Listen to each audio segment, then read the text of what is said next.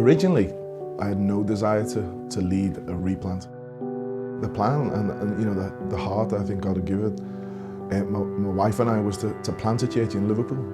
But over a number of different events, it became apparent from being invited by the elders of Ramilies Road Chapel, as it was, to chat with them, that these guys really love Jesus. They really loved him.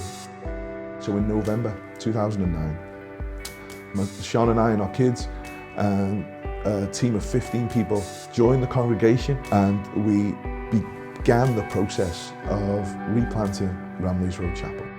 One of the things that I shared with the guys was the heart to see intentional discipleship of men, training men and sending men to plant churches.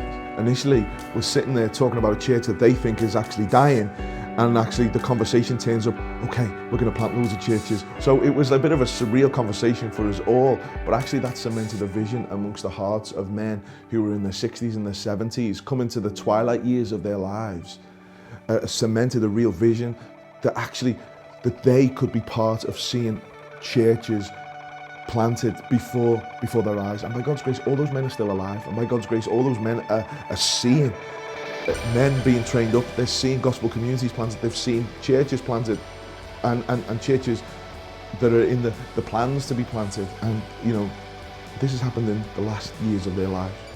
When we began the process to replant, we were very much left to do it on our own. I got to know Steve quite well. That began a great relationship with Acts 29 for Cornerstone Church. We just began to develop relationships and just learning so much from other like-minded church leaders and churches. It's just been invaluable.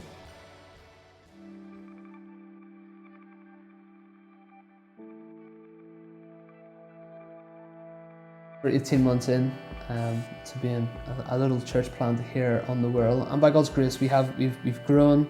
We're a humble gathering of people, 35 people, and it's humbling to see prayers that were prayed 2-3 years ago kind of become to be answered right in front of our very eyes. We've multiplied gospel communities, we're doing that again. By God's grace, He's bringing men together and teams of people who have a desire to plant more churches. I said this on day one, I said, I'm not planning on going anywhere unless God tells me to.